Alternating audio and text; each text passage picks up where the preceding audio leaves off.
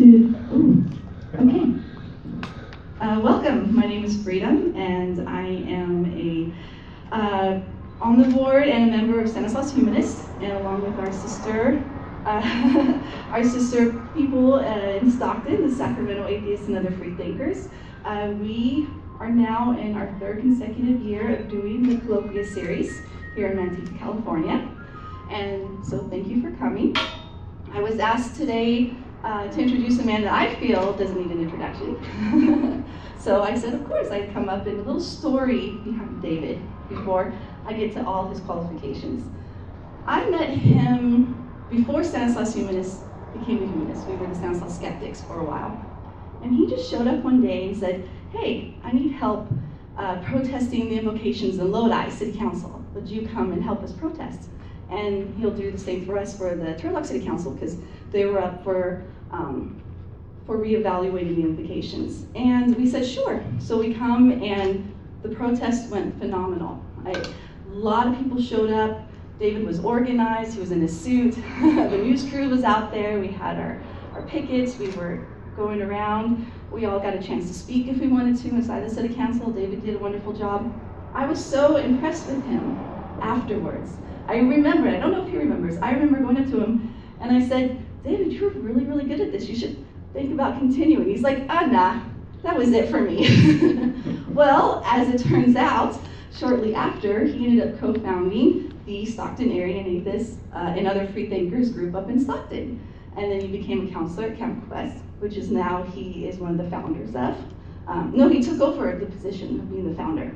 And he is also on the board for the Reason Rally Coalition. If you haven't been, they started in 2012, which I was privileged to go. And we had over 30,000 people come in the rain, and just all of us united, secularism, it was wonderful.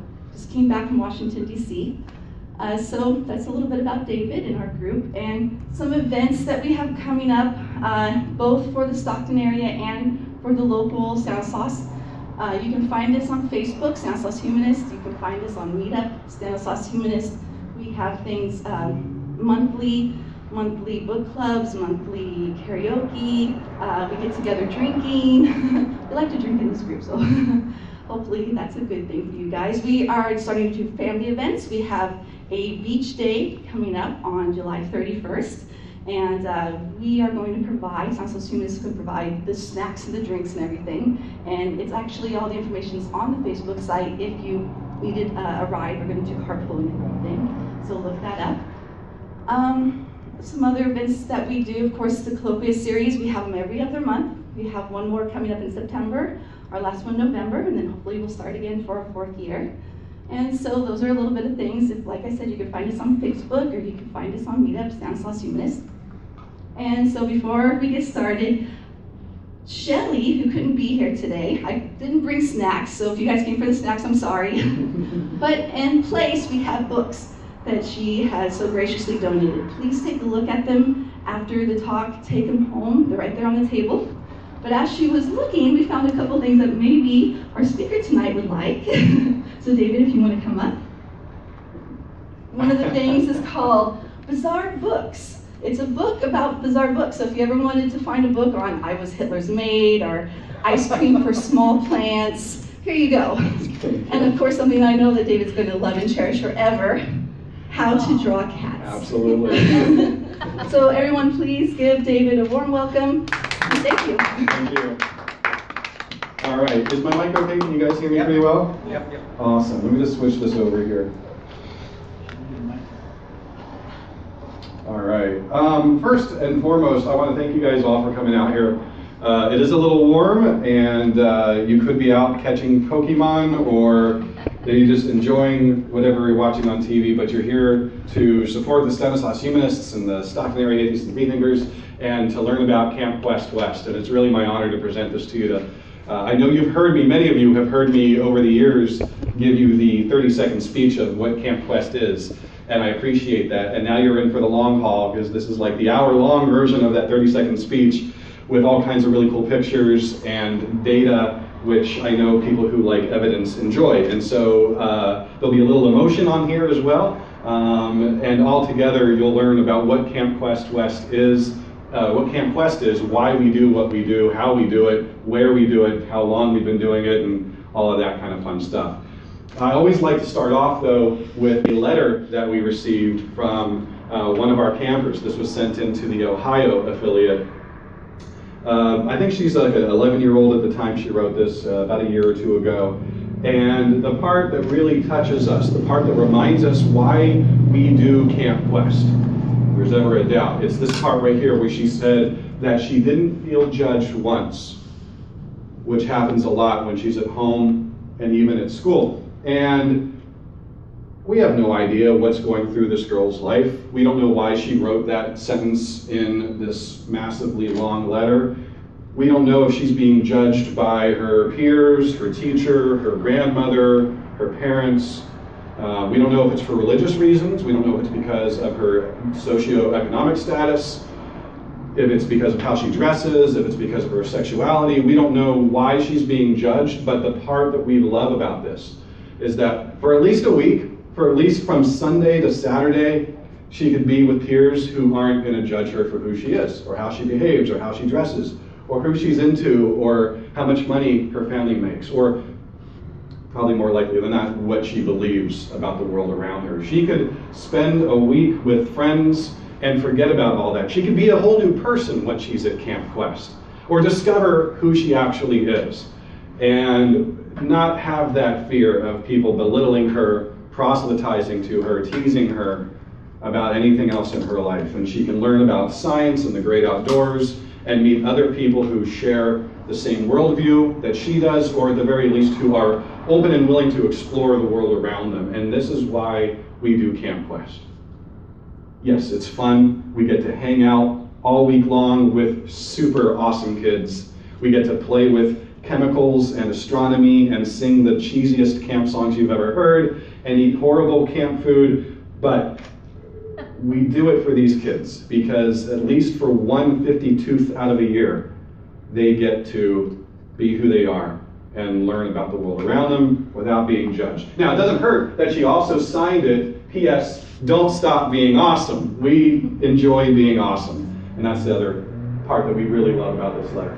So let me kind of give you the rundown of what Camp Quest is. We take kids between ages of 8 and 17. Parents drop off their children on a Sunday and pick them up over here on Saturday.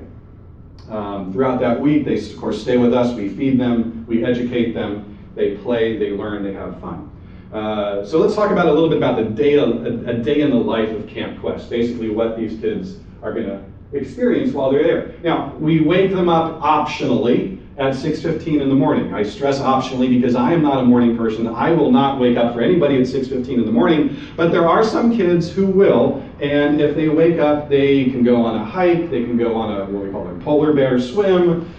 We've got yoga that we do depending on the day, and so some kids, probably about 20%, will wake up that early and have fun in the cold. The rest of us, normal human beings, wake up around 7 o'clock. We get dressed, we brush teeth and all of that kind of stuff. And then we have our first assembly and breakfast. The assemblies at Camp Quest are pretty standard. If you've ever, in fact, how many of you guys have been to camp before of some kind? Yeah, a couple of you. We recognize kids for doing outstanding things and, you know, being a buddy to somebody, helping somebody out. We recognize kids for some achievement in archery, or you did a great job learning today, here's a squishy frog. We have what we call our free thought heroes. We use that as an opportunity to tell kids that there are others in the world who also have done away with dogma, who have stood up to the standard expectations, who've been a free thinker in one way or another. Not just non-religious people, but folks that from history or from current time that they might be able to look up to, that they can say, oh yeah, this person like Daniel Radcliffe, he's not religious and he's very vocal about being not religious. Or folks from the past like Abraham Lincoln, who was somewhat religious, a deist maybe, but also didn't do the average thing, stood out, right? So we talk about these free thought heroes, we feed them, And then we move on to cabin cleanup, which is the boring part of the day. They go back to their cabins, they clean everything up. We have to do that at least once a day, or it's just chaotic. Then we move on to our team games in the early morning. Team games are about an hour long, spot of time where we just have fun outside in the pool or outdoors in the field, kickball, tug of war, whatever it is, just some high energy, team-based, competitive kind of thing, in a sense that they have to work together as a team in order to win for their team. This is not me versus the other 30 or 40 kids that are there. It's the 10 of us versus the 10 of you, and we need to strategize, communicate, work together to solve some kind of either physical activity, physical challenge, or mental one. Then we move on to another assembly, another lunch, our flat on bunk time. Oh, I'm sorry, I skipped the middle one. Free thought extravaganza. Now this is the core of Camp Quest. This is the part where we do the science, the humanism, the free thought, the activism, the learning about the world around them. And we have 8 different activities that we cycle them through during the 6.5 days that they're there. And these activities are about science, they're about socioeconomic issues, they're about leadership, and I'll cover a little bit more detail in just a little bit. So we do that in the morning for about an hour long. We go and have another assembly, flat on bunk. They just go back to their bunk after lunch, chill, read a book, listen to some music, maybe play some cards with their friends, basically digest and build up their energy again for the afternoon. And then once that hits, they go on to their electives. They get to pick an elective at the beginning of the week, and we focus on that elective. We'll spend the entire week with whatever elective they've chosen. There's usually about a dozen or so to pick from. Anything from photography skills to survival skills, cartology, dance, learning how to play some musical instrument or write songs. Juggling is on there, songwriting, all kinds of stuff. Basically, we encourage each of our counselors to come with some kind of activity as an elective that the kids can then be a part of. Then rocket launches and stuff like that too. And what's cool about this is because we spend time on it throughout the week, the children get a significant amount of time learning this piece. Like I did the photography one for quite a few years. And the first time we talked about just the parts of the camera, we talked about light, talked about how photons come into the sensor and so on. Just a real quick overview of that. And then in the second time we got together, we talked a little bit more about some of the accessories. We handed out digital cameras and played with the settings. And on the third day, they had to do a little photo shoot and go out and like a treasure hunt kind of thing. And it was really neat. One of the years, there was even someone else, another counselor, who did an elective on writing a newspaper and being a journalist. And so I was able to partner with that counselor, and they wrote articles and we covered the stories with photography. It was really cool. We go on to free time, and free time is the bulk of the afternoon, 2:30 till about 5. And that allows them to basically run around the campground and try all kinds of different things out. Now this is your traditional all-American camp stuff. This is where we have archery set up, swimming, kayaking. We have, of course, they can check out a basketball or soccer ball if they want to, ping pong. We've got a lemonade stand where they can make lemonade and then hand it out to people. We've got ice cream going on where they can make ice cream the old-fashioned way. They can just go back up to the lodge and play cards, board games, or just chill out. And in the free time, they're allowed to move among all of these stations as often as they want. So it normally happens, you'll see cliques of kids kind of traveling from one station to the next. They'll go swimming for 20 minutes or so, and then they'll move on to archery for half an hour, and then they'll move on to the lodge and play some board games for a while, and then they may go back swimming and so on. Have another assembly, and then we have the skit planning part of the evening. Those of you who went to camp, you guys remember your skits, right? Cheesy, fun, absolutely worth it to watch them perform these at the end of the week. We have another round of our free thought extravaganza, just like I talked about in the morning. So we do 2 sessions a day for 4 different days. And then the evening activity, that varies on the evening. We've got astronomy that will take them outside to the big field. In fact, that picture behind me, I took that photo from the Northern California camp a couple of years ago. And I love that both of our camps in California are at such a high elevation and far, far away from civilization. that as long as the weather is clear, you can see the Milky Way. Just, 9 o'clock, 10 o'clock at night, you can see it so well. Of course, we have telescopes out there. We've got folks that can identify the constellations with their laser pointer, all of that. So we do astronomy nights, we do campfires and skits, we do game nights. We even have a Pastafarian carnival and dance. And the older kids create this entire carnival out on the deck where the kids that are younger can do different activities and earn points and spend those points on cheesy little things that the teenagers made for them to take home. And they can go inside the lodge. We've got a DJ going with music blasting and they can dance. We encourage them to dress up like pirates or zombies or characters from Star Wars, Doctor Who, whatever they feel like. It's a lot of fun. And then of course we have a skit night at the end of the week. 9:30, lights out. Except for the older kids, they get a little bit of leeway there. And so that's what each day pretty much looks like. There's a little bit variety in between those, but that's how it looks. So I'm going to run you through a couple pictures, give you the idea of just the general campiness of Camp Quest, and then we'll start to focus a little bit more on the educational piece. This is obviously from the Southern California camp in the Angeles National Forest. That's what a bunch of kids looks like out at just before one of our campfires. They've got songbooks because we do humanist-based songs and your traditional camp songs, the one with the meatball, and even humanist songs like Dinge Danken Sing Freien, for example. Whole variety of stuff that we've found. What I love about Camp Quest, another thing, is that we really do mix the science kind of stuff with the arts. You think of STEM. STEM gets a lot of attention: science, technology, education, engineering, and math. We add the A for STEAM, adding in arts to that. And so you'll see that quite a few of our pictures. For example, here, Lizzie was a counselor a couple of years ago from the United Kingdom. We encourage counselors to bring their guitars, and if they have songs that they want to sing, they can do that. Put the lyrics up on dry erase boards. Now we have the fancy laminated ones, and encourage the kids to sing, because it is cheesy and it is fun at the same time. Sometimes we have to drag them along with us, but by the second or third day, they're usually pretty excited about singing these songs. We do archery, of course. We do swimming, giant swimming pools at both of the locations.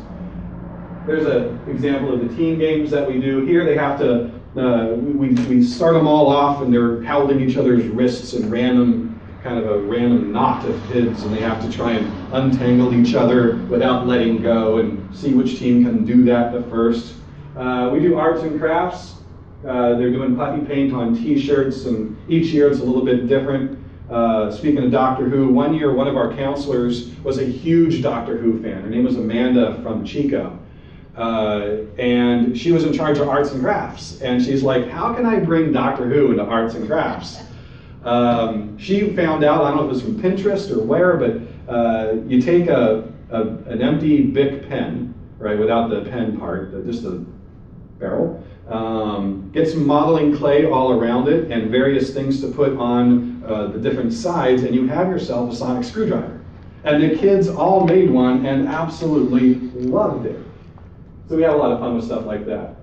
There's skits at the campfire, karaoke at the dance, board games, camp food, counselors using megaphones trying to get kids' attentions, campers or counselors also yelling and screaming and having a great time. It's amazing to me how many kids come to camp with not cis-style hair colors. It's fantastic. We have the occasional critter at camp. Bears, not so much. Garden snakes, raccoons, yeah. That's why it's important for kids to make sure that they don't bring food into the cabin.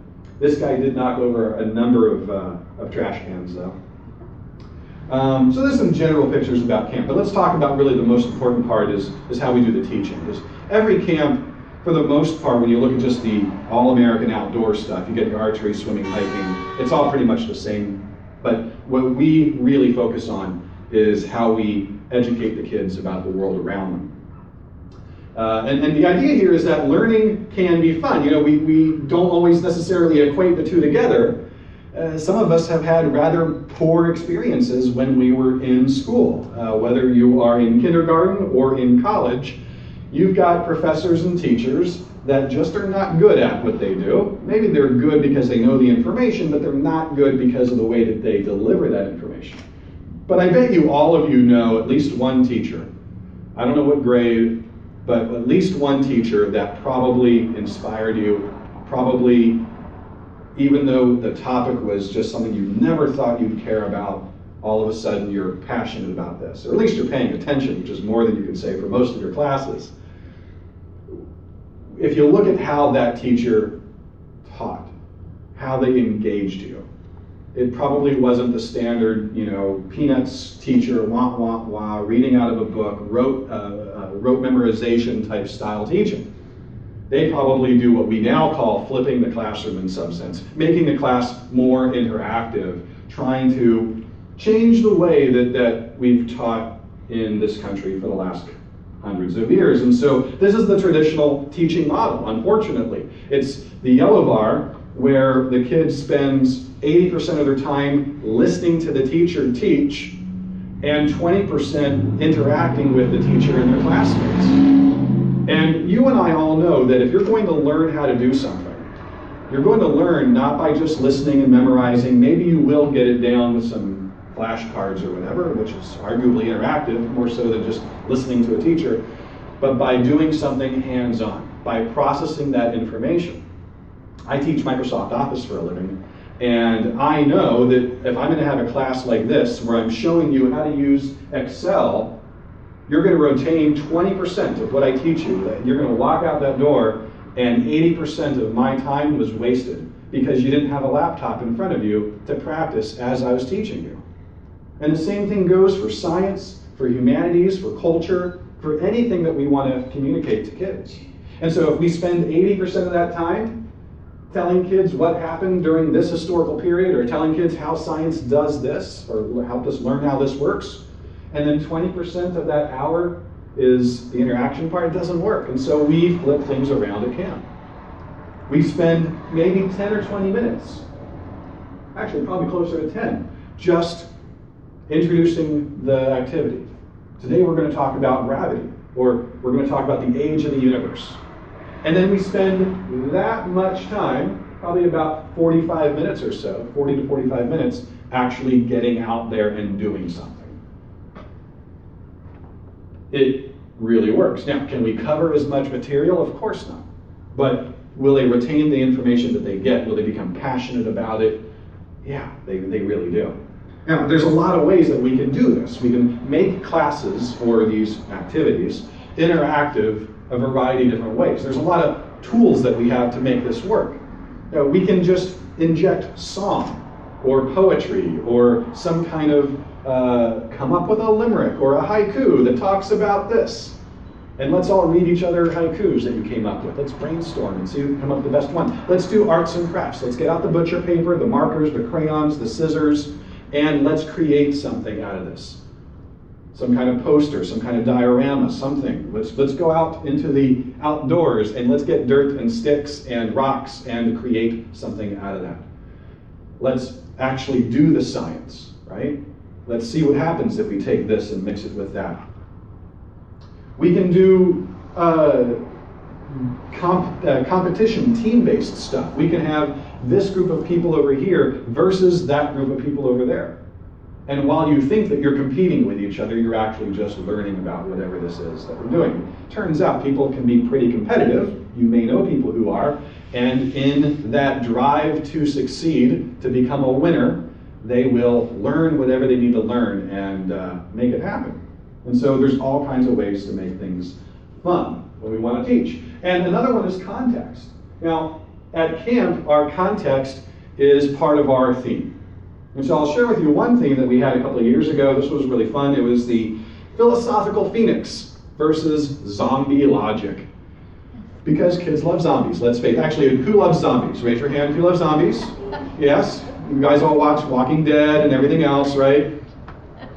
And so as soon as we put zombies or dinosaurs or space onto a back of a t-shirt into our theme, kids are immediately excited about that. The idea here that we wanted to teach in the week focused around philosophy and this zombie logic.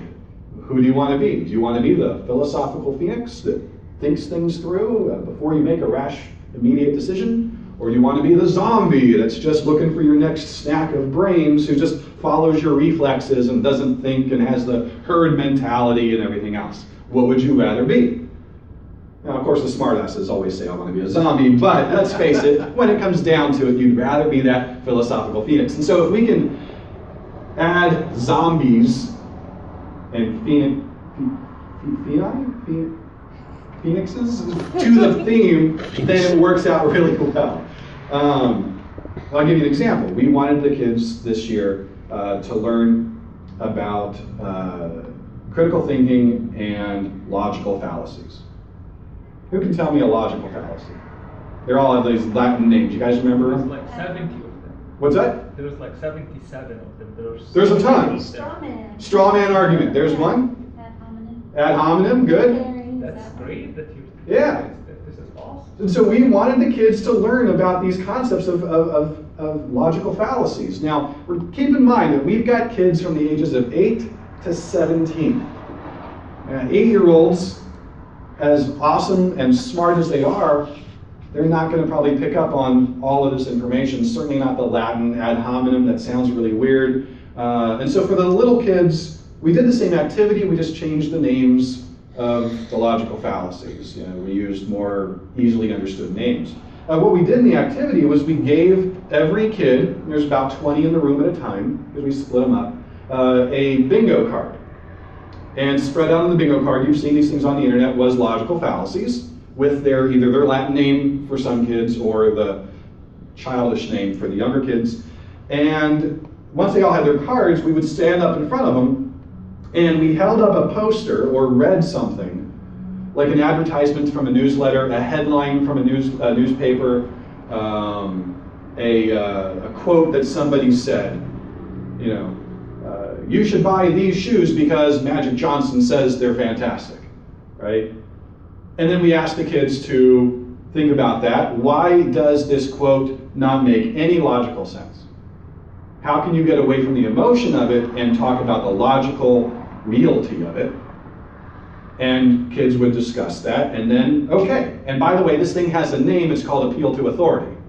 And if you have that, mark it off on your bingo card. Except, remember, we're talking about zombies, and so the name was called Zombo, which I know is a stretch on the theme, but just go with it. Zombo instead of bingo, because we had to tie it in with zombies and the philosophical phoenix. So that was how we taught critical thinking, or that's how we taught logical fallacies. At camp, we also encourage kids to speak. We do not want, just like that pie chart you saw before of the 80-20, we don't want the teacher or the counselor doing the 80% of the talking. We want the kids to do the 80% of the talking. And so while we lead them through these activities, these exercises, we want to empower these kids to get up in front of their peers, something that most adults are deathly afraid of. You all know that. And we want to encourage them while they're young, that it's okay to speak in front of others. It's okay to ask questions. It's okay to communicate your ideas. Even if you're not entirely sure about them, it's okay to do that. And so we try and do that as often as we can. So here we have another activity. The counselor with the bucket of sand in front of him is explaining to kids how the ancient Egyptians were able to build perfectly straight pyramids without the use of lasers and anything else like that. How did they do it? Gravity and water. Turns out that water always obeys gravity, and if you take the channel and do the channel of water just right, you can figure out what is flat and then build the pyramid directly on that channel, and you'll have a perfectly flat surface. I didn't know that, these kids now do. This is Ross from the podcast, Oh No, Ross and Carrie, one of our counselors, and here he is about to blow something up, I think, teaching kids about chemistry and science and all that fun stuff. This is Liz. Liz is not only a board member, so is Ross, by the way. Liz is a board member on the national team as well as here in California. And she is that person that I mentioned earlier that can take her green laser pointer and out at night, she can point to every single star and tell you the constellations, and she knows to Arcturus and everything else. She's a public school teacher in science over in Davis. Fantastic, fantastic person. This is Richard Wade. Richard is just an absolute junkie on archaeology and dinosaurs and stuff like this. And I hope that I have his energy when I'm his age, because he's the kind of guy that can get in front of 100 kids and not be shy about it at all and roar like a dinosaur and stomp around. And he has all these cool things that he made and brought with them to teach kids about how the dinosaurs went extinct. And he has another one that's really cool about the solar system and how light from the sun and the earth and what an eclipse is and all that kind of stuff. His parents were docents at the museum next to the La Brea tar pits. And so as a kid, he grew up in that museum. I can only imagine what that's like. And so now as an adult, he's just one of those people that's so awesome. We're so lucky to have him.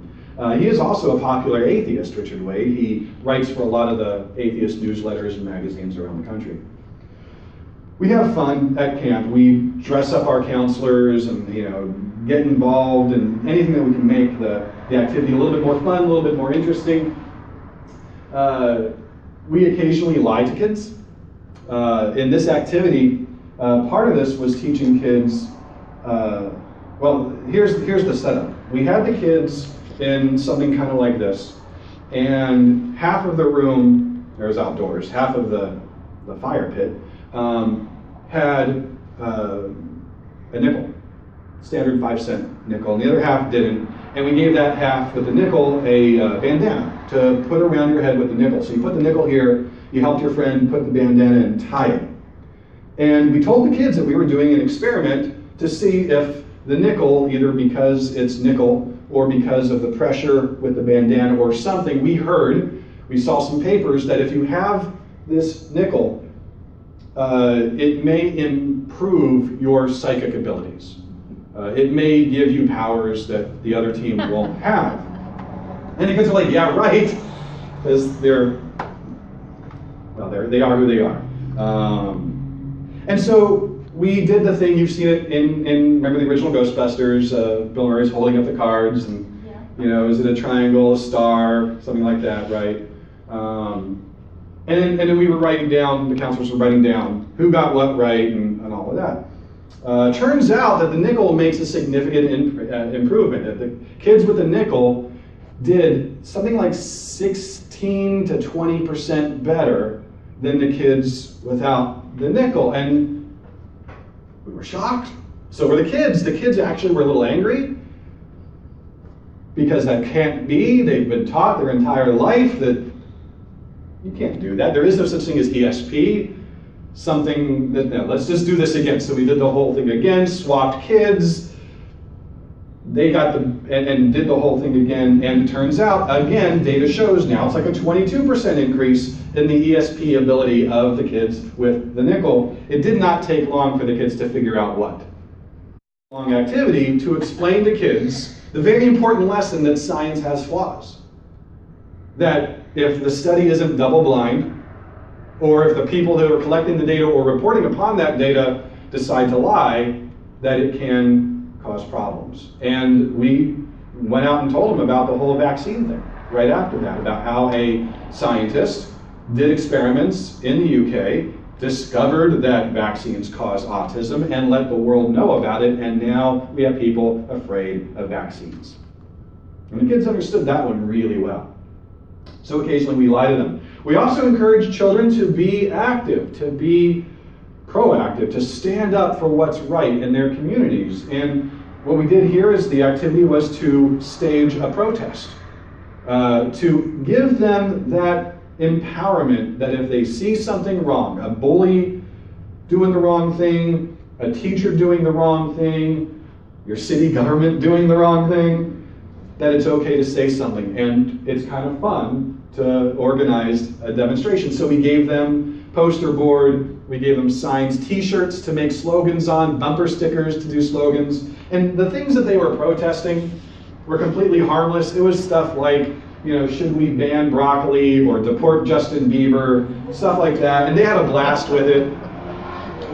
But my hope is that these kids between ages of 8 and 17 now have this seed planted where they will become maybe a little bit more of an activist in the future with whatever issue it is that they decide to take up sometime later as an adult.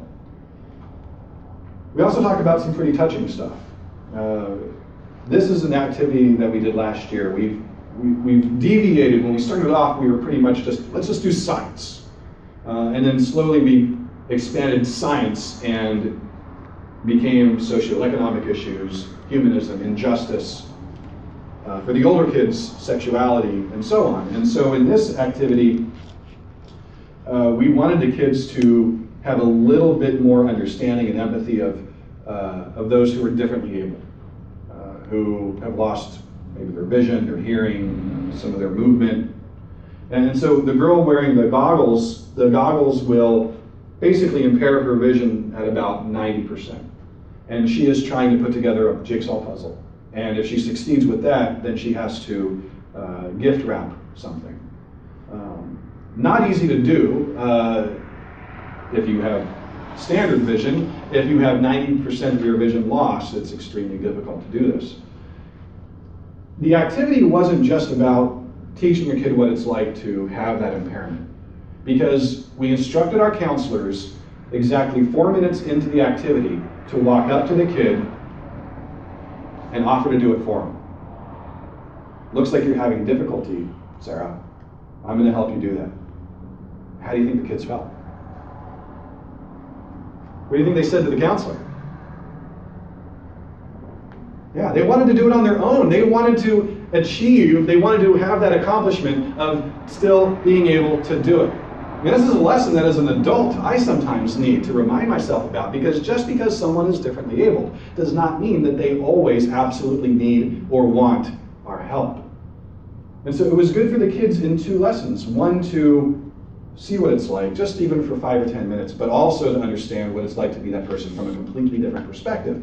And after every activity, whether it's about something like this or about sciencey stuff or whatever, we always sit the kids around, and usually there's only about 20 in a group, and we spend 5 to 10 minutes just talking about what we learned, or in this case, what we felt.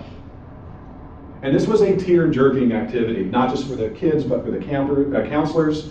We learned that they had brothers and sisters who had a variety of impairments, who were challenged in one way or another. It was very powerful for everyone involved. I'm glad we did it.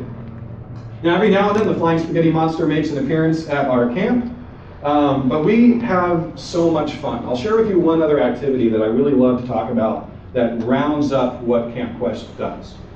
So imagine that this is our lodge, and the 20 of you come in through that door for the activity, and you see in the middle of the lodge a giant blue tarp, and there's tables, 4 tables all around. And so as you're coming in, we're counting you off, 1, 2, 3, 4, 1, 2, 3, 4, 1's over there, 2's over there, and so on. And so you go to your respective tables. And we tell the kids, first thing you're going to do is decide what college or university you are. And so there's like 5 kids at each table, and they have fun with that. They're like, oh, we're UC Davis, and we're University of the Pacific, and we're UCLA, and we're USC, or whatever. And then they create a little flag or sign, a little piece of paper, they draw on it, and who they are. And then we explain to them that they are scientists at these acclaimed institutions, and that it has recently been discovered in the center of the country a new archaeological dig site, and they will be the first to investigate.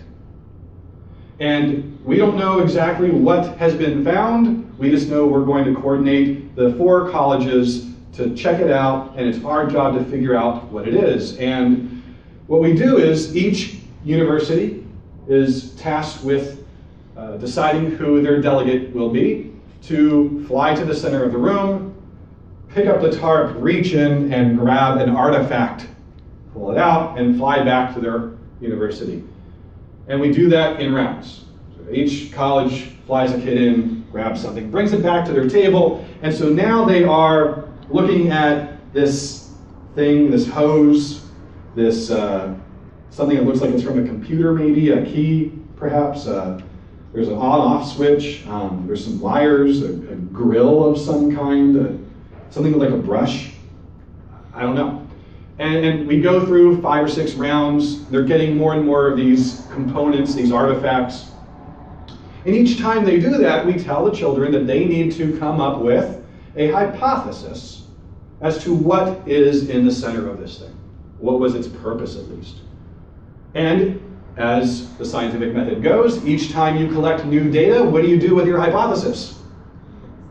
You test it, you throw it out, probably 99% of the time because you were wrong, and they were.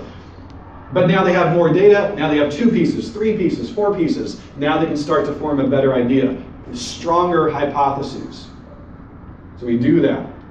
And then after everyone's got about 5 or 6 pieces, then we make presentations. We stand at your table, you get on your fake Skype, and you say, I'm from the University of the Pacific, and I think that this is a vacuum cleaner. And UC Davis gets in front of their table, and they decide who their spokesperson is going to be, and they say, Pacific, you're way wrong, it's obviously a calculator. And then they come over here and they say, you guys are both wrong, it's a toaster, what are you guys smoking? And then these guys say it's something else. And then we begin peer review. All right, you are going to fly someone to Davis, you're going to fly someone to Berkeley, you're going to fly someone there, and you're going to fly someone there, and you're going to check out their research and their evidence and what they found. And look at the hypothesis they threw out. And you're going to take some of that research back to your lab and communicate that back to your scientists. And see now if we can prove each other wrong or come up with a stronger hypothesis that may become something like a theory or at least some kind of fact of something. That's how we teach the scientific method at Camp Quest. We're pretty proud of that one. It is a lot of fun to watch it happen. Okay, so that's what we do. Let's give you the numbers now. Camp Quest has a number of locations all throughout the United States. You can see the 2 in California, most recently Washington, Arizona, and Colorado, and Mississippi of all places. Trivia for you, the one that is the largest, if you were to add them all up, is Texas. I have a hypothesis on this. I think it's because the more rural or the more religious a place is, the more this is needed. We don't have, in California, we don't have a lot of campers from San Francisco or San Diego. And it's not just because of the geographical location of how far it is to drive. It's because if you're in San Francisco, you probably already have a lot of friends that are also not religious. You may even be getting a decent science education at school. But if you're from Turlock, or Placerville, Salida, some of the cities down in Southern California where the mayor proclaims that atheists aren't citizens, then you probably need something like Camp Quest, right? And in Texas and Mississippi, that's a perfectly solid example of where we are needed the most. We do have a lot of growing to do. We also have locations in the United Kingdom as well. Quite a few, it's UK, Germany, and Switzerland or Sweden, one of the S countries. All together in California, in the nation, this is last summer, 1,075 campers. Now here's what California looks like. I just updated this, I think yesterday, 240 kids just in California, assuming that no one else cancels or drops out in the next week, because our third and final session for the summer is next week. So 240 kids, 248 kids. And you can see our growth over the years. In fact, the last couple of years have given us a solid 20% average growth. You're probably wondering why 2008 is on fire. We would have had about 40 kids that year. In Northern California, just before our camp was to start, 2 days earlier, the facility next to ours caught on fire. The camp that we used was fine. It was a forest fire, but the air was so bad, we had to cancel camp before it started. And so we were on the phone. This is before I was 2 years before I got involved. Chris Lindstrom was on the phone calling about 35 families saying, we are so sorry. Can't do anything about it. The place is on fire. we'll send you back your money. We learned two things off of this, and I'm glad that it happened in 2008 because it almost happened again last year. We learned two things. One is to have backup plans, to be able to go to another venue or facility in the event that something like this happens. Turns out there's this event cancellation insurance that campgrounds and camp services can buy. It costs us about $1,000 a year. And if we need to invoke it, that insurance will allow us to basically do anything financially that we need to make the show go on. And so as long as we can find a place, even if we have to rent out literally a school for a week, we'll make it happen. And we can pay to set up a hotel, buy a hotel for the week, bus kids around, whatever it is that we need for that. The other thing that we learned too is there's a service that we subscribe to now that's emergency notification texting. It is awesome. Freedom, you as a parent, you saw this probably last year. Not only do we send out reminders about drop off your kid, here's the address, don't forget a toothbrush, and of course on Saturday, come get your kid. But if there's an emergency, we have probably a 2-minute delay before we can send out messages to every single parent. Either they're by Northern or Southern California, by primary contact or their emergency contacts as well. And in 2015, we were scared we were going to have to use that for that same purpose, because you may remember there was this giant fire in Southern California right on Highway 15. Literally, the freeway was burned. You can see not just the marks on the sides of the freeway, but where the freeway was burned. Just about 20 miles from camp, and it got a lot closer. The fire was put out by dedicated firemen a day or two before, I think it was 2 days before camp, also because it rained a lot. We were really happy to see rain, and that also helped put out the fire. That also caused some flooding, which means that we had to use our emergency notification system to tell parents not to take Highway 4 because the road was closed due to the flooding. And it worked out really well. So we are so glad that we have that now. In Northern California, of course, we are down, I guess there isn't a dot for Manteca, but we are right about here. And if you were to drive it, it's about a 3-hour drive on the freeway from here to Nevada City. It's the Malakoff-Diggins National Park, if that means anything to you. Elevation is like 4,000, 5,000 feet. It's at least 20 minutes from actual Nevada City. It's wonderful up there. Now in review, 2015 again, we had 2 sessions. We have 3 this summer. 2 sessions last year, 5 days, 209 campers. Now we have 248, I think it was, or 249, something like that. Our ratio of campers to adults, 3.1 per adult. And that's awesome. That's pretty good. I mean, if you think about it, that means that the group of us that are here could probably handle about 40 kids. And if you are one of 3 kids per adult, that means chances are you've got eyes on you. And we can focus on you. And if you need a break, I can help you out. It's really awesome to have that kind of ratio. This year, I think we're even lower than that. I don't normally get political with these kinds of presentations, but this is one part where I absolutely do. If we were a church-based camp, a religious-based camp, Christian or whatever denomination, there are laws that exempt religious organizations from this ratio. If we were a regular camp, a secular one, the ratio is 6 to every 1 child. Oh, sorry, 6 child to every 1 adult. That's not bad. That's still, yeah, it's all right. Religious organizations, childcare, day camp, week-long camp, overnight camp, they have no exemption. I mean, they have no requirement. They have an exemption, which is frightening as hell to me. And you've seen in the news where religious daycares have had kids missing, who've been hurt, and you ask, how could this happen? Well, we've got 2 adults and 20 or 30 kids watching them. That's not good. Talking about money, last year we spent $134,000. We brought in $138,000. Yes. This is one of my favorite slides.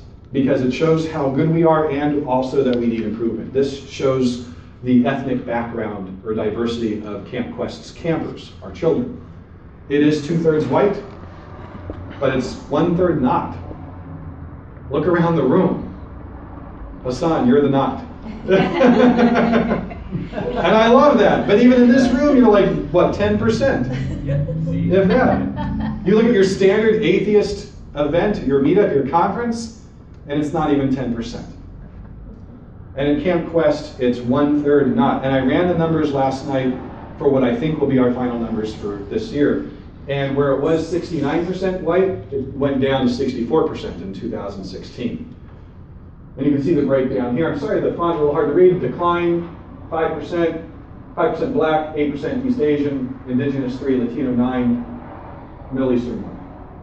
I also love this slide. It shows the gender breakdown, boys and girls 50-50. Now that is by design in the way that we split the cabins, but it is something that really is awesome because there has been this sex-based cultural idea that boys can enjoy camp and girls can't, that boys can enjoy science and girls can't, and that's bullshit.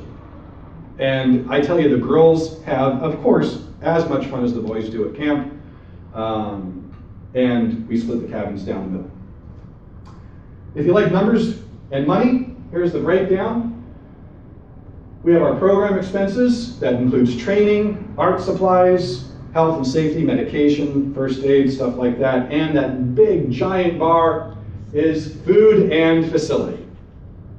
It costs a lot of money to feed about 340 people over a week. A lot of food. The rest of it we call our non-program. That's the stuff that doesn't really benefit the kids at all.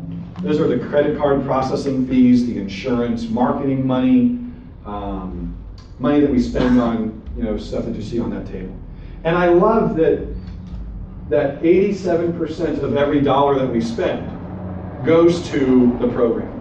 13% does not. And that green bar, the majority of that 13% is insurance, credit card processing fees. We can't not have that. So that's pretty good. Now this chart will change in 2016 because of Jenny. I'm really thrilled that in February, March, we hired Jenny as our first employee, part-time, and she has been awesome for us, by the way. Her job duty primarily is to help the parents get registered and the volunteers to get through all the paperwork and training. She's done a phenomenal job, and because of her presence, which is expensive, but because of that, it's freed up our board, we are all volunteers, with the exception of Jenny, to do fundraising events, to do better training, to hold our volunteers' hands better for other issues, to talk to the parents more. I have been able to, because she's taken over registration from me, to give this talk to like 10 different cities just this summer, or just in the last couple of months, which has increased our donations, increased our registration, and so on. So that's why we made the difficult decision to put a very big another line on this bottom bar here, but it is absolutely worth it to do it. And honestly, if we're going to grow, if we're going to become as big as any other camp that you've ever heard of, we need employees. So it's a thing that we had to do. This is that same chart. You can see our expenses and income right down the middle pretty much. We made a little tiny bit of money there. 16% of that income was donations. The other 84% is from the parents and their registration fees. 16%, that's a lot of money coming in from basically the free thought community, saying we support what you do, here is money to do it, and we take every dollar that we get and turn it into what we call a campership. That we allow kids to come to camp without paying the full price. Parents apply, they're granted a campership based on their financial situation, how many dependents they have, what their income is, and so on. And so every dollar that we got in, that 16% of the 138, that went to these camperships.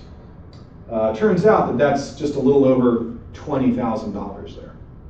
And so that's $20,000 that parents didn't have to pay, and they were still able to send their kids to camp. That's awesome. These kids probably would not have gone to camp otherwise. I don't know what they would have done this year or last year, but they wouldn't have been at Camp Quest. That turned out to 49 kids, plus another, I'd say about 30 or 40 who got what we call a subsidy of 50 or 100 bucks rather than financial aid. And we are proud of a couple other things that we did last year, not just helping families in low-income situations, but also we are accredited now by the American Camp Association. The ACA is this national body of camp experts on safety. And they came to our camp in both locations, interviewed us, went through a binder literally this thick of procedures, policies, best practices. They interviewed the chef, they interviewed the medic, they interviewed counselors, the camp director. They checked the temperature of the refrigerator and the temperature of the water and the chlorine level. They watched us do archery and made sure that we were blowing the whistle 3 times and twice and once, and that people were wearing the right wristbands, and that when I go to the airport to pick up a kid, before I even leave the campground, I have to check the thread of my tire. I have to make sure that the signals work, that the mirrors work, that the horn works. And yes, every time I go into reverse, I have to honk the horn because I don't have that beep beep thing that vans have. That's a policy. And we passed. We actually passed with flying colors. I'm glad because I knew we were safe, but this has forced us to be even more safe and to adhere to the country's best practices. And it puts us at this higher class of camps. We had a really cool fundraiser in December. We hired Jenny. We partnered with the American Humanist Association, Sunday Assembly. We were at the AHA's 75th annual conference in Chicago. We were at the Reason Rally.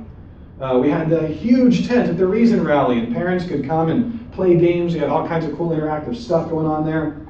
The LA Times came out and did a story on us about how diverse we are, not just because we're a bunch of atheists, which in itself is diverse compared to the community, but we have atheists that are Black and Latino, and they were able to interview these parents and these children about what it's like to be a minority. And that piece is someday going to come out. I've seen the trailer. It's amazing and touching, but they've had some issues releasing it. We opened up a 3rd session in Nevada City this summer that just finished. And so in looking at the future of where all of this is going, we have goals. At Camp Quest, as president of Camp Quest West, my goal is to develop the board this year. We're restructuring some things. We're officially documenting all the things that Megan does and that I do and that Liz does. We're going to have classes where we're actually going to, again, we're just volunteers. Some of us have never been on a board before, but we love camp. And so we're going to go through training and really just make this board as mature as we can. We're 11 years old now, and it's time we finally did that. Again, we have the same growth of 20%. In terms of looking forward, in 2018, we really want to open up a 3rd location in Santa Cruz. I would love that. Beach access, it might cost us more to do it, but again, we need to grow. We outgrew Northern California twice now, hence the Southern California location, hence the 2nd session in NorCal. And so our plan is to, by 2018, keep growing and introduce another location and possibly another session, maybe a little bit later. Now, nationally, remember Camp Quest is a network of all of these different affiliates. We hope that by the year 2020 to register 2,000 campers that summer, which is about double where we were last year. And I think we're going to do it. Our secondary goal is to have a Camp Quest affiliate no more than a half-day, 6-hour drive from every major U.S. city. And we are on track to making that happen as well. We want to have 35 sessions altogether and be available for pretty much anyone who wants to go to camp without having to use an airplane. Now, the other thing I like about Camp Quest is that in some ways it also moves the secular movement forward. My vision for this is that we have campers 8 to 17 who then graduate Camp Quest, they become counselors, They come back and volunteer for us during the next summer. They go to school, they go to college, they start or they join a Secular Student Alliance affiliate. Maybe they come back to camp as a board member or a camp director.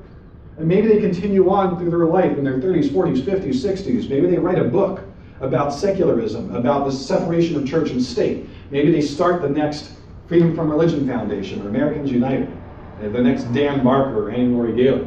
And with the exception of that last one, we've seen this. There's a woman named Chelsea Pavey, who was a camper in the first year of Camp Quest 20 years ago, when she was 8. She has then since, 20 years later, she's 28 now, she has been a counselor. She has been a camp director, and she's on the national board. Now, I don't know if she's writing a book or going to start the next secular organization, but that is pretty awesome. Camp Quest counselors have led the Atheist Alliance International and Atheist Alliance of America. Dave Silverman of American Atheists has been a counselor. Matt Delahunty in his podcast or TV show, he's also been a counselor off and on.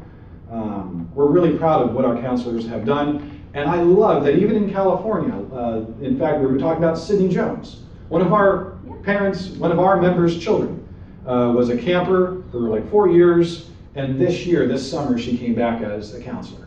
That's awesome.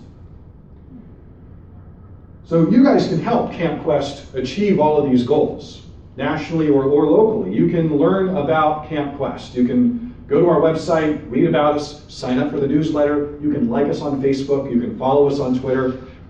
And just tell as many people as you can about Camp Quest and what we do, especially if they're parents, especially if they might be inclined to volunteer for us, because we always need counselors, or at least during the summer. You can volunteer for us, not to spread the word, but you can help us fundraise. You can host an event like what we're doing here. You can invite us to speak. You can spend a week with us at camp. A little late for you to do it this summer, but for 2017, I would love to see you guys there as counselors. Now, I would normally say that you could register your kids with us, but it's too late for that. So 2017, you can send your kids with us for a week. A parent out of Oakland wrote this letter to us, and I always like to read it. She wrote it last summer, just days after she went home. It says, Camp Quest West, I'd like to say thank you for the financial aid I received. There's no possible way that my kids could have attended without the help.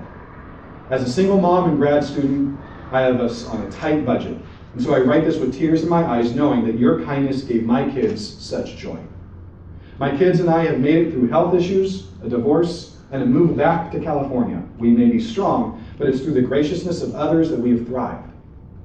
Being a secular family, I felt that they would feel a sense of community and security, but they also felt cared for simply as people with no requirement besides being their best selves. I can't thank you enough for the lessons they learned, the inspiration they now have, and the love they felt while there.